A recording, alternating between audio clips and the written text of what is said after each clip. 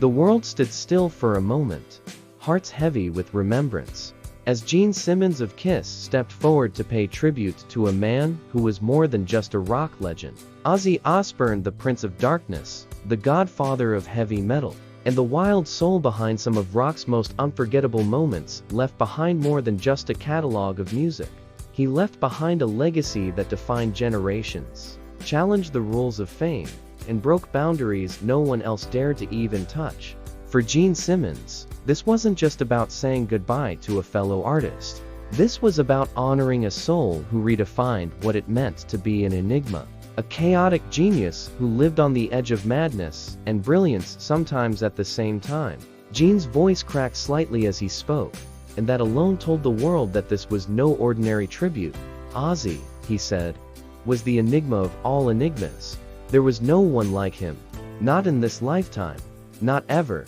The weight of those words hung in the air. Coming from Simmons, a man who built his entire career on theatricality, rebellion, and musical intensity, it meant something more. It meant Ozzy Osbourne had transcended even the wildest limits of rock royalty. He was more than an icon. He was a phenomenon.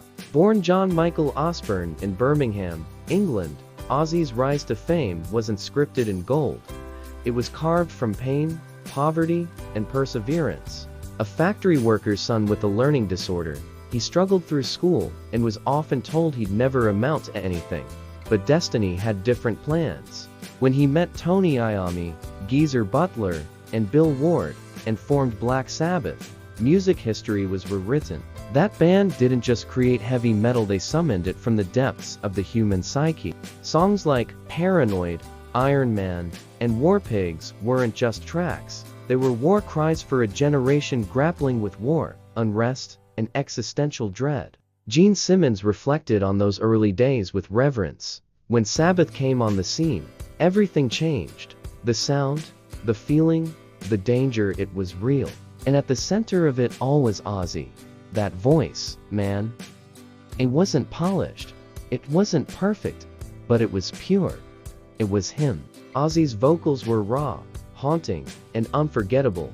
They didn't ask you to listen, they demanded it. Every scream, every eerie melody was soaked in authenticity. You weren't hearing a song. You were hearing a soul unravel. But it wasn't just the music that made Ozzy a legend. It was his ability to shock the world and still be loved for it. From biting the head off a bat on stage to his chaotic antics on the Osbournes' reality show, Ozzy was always unpredictable. He lived in a world that no one else could survive in, Gene added. But somehow, he made it his kingdom. And he ruled it with madness and magic. Those moments of madness became folklore. They were outrageous, yes, but also strangely endearing. Ozzy's chaos wasn't contrived. It was honest. The world didn't see a monster. They saw a man who was unfiltered, broken, hilarious, and painfully human. Gene recalled one moment that stuck with him more than any tabloid headline. It was backstage at a festival in the early 2000s. Ozzy had just finished performing and was exhausted, drenched in sweat, his eyeliner smeared across his face. But instead of basking in applause, he sat down next to a young roadie and asked if he was okay. That's who he was, Gene said. He'd walk off stage after performing in front of 50,000 people, and his first thought was to check on someone no one else even noticed.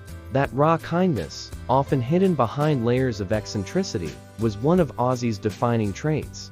People close to him knew the truth beneath the theatrical horror. There was a man with a big heart and a deep soul. As his solo career took flight in the 1980s, Ozzy reached new heights.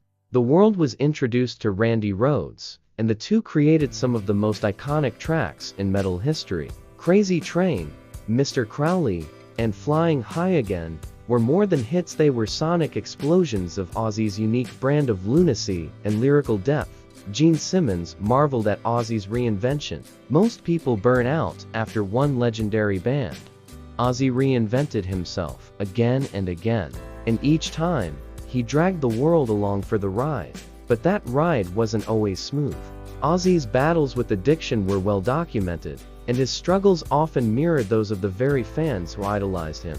Through decades of substance abuse, hospital visits, and near-death experiences, Ozzy became a symbol not just of rebellion, but survival.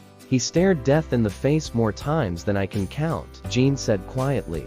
And every time, he came back with a grin and a new riff.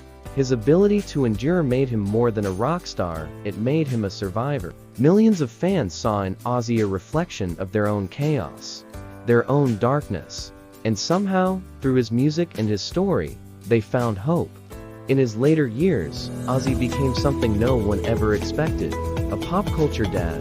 The Osbournes wasn't just a show, it was a revelation. Audiences saw the Prince of Darkness struggling with remote controls, bickering with his kids, and wandering around in pajamas.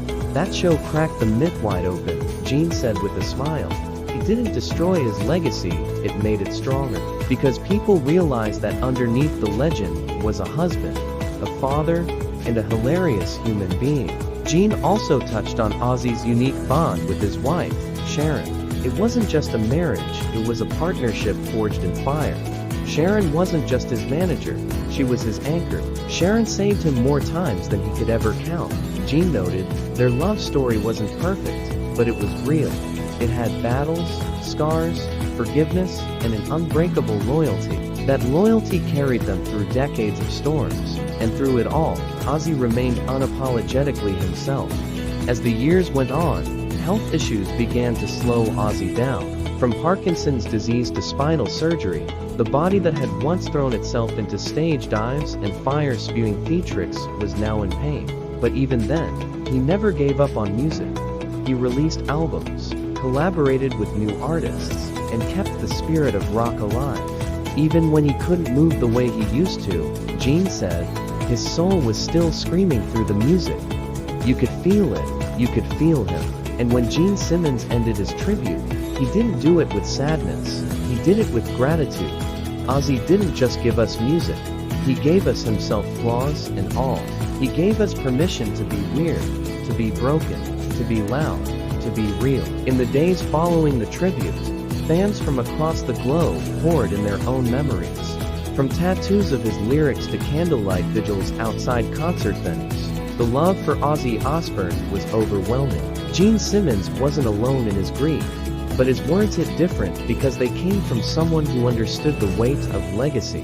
One icon speaking of another, one enigma, saluting the enigma of all enigmas. As he looked into the camera, Gene ended with a whisper that echoed louder than any guitar solo.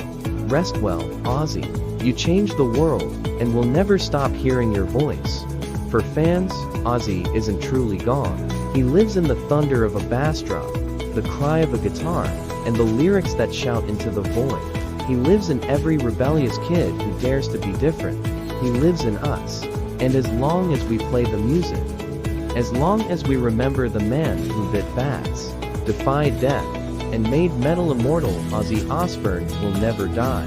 If you felt even a flicker of emotion listening to Gene's powerful tribute, or if Ozzy's music shaped any part of your life, then make sure you hit that like button, subscribe for more exclusive celeb insights, and drop your favorite Ozzy memory in the comments. Long live the Prince of Darkness.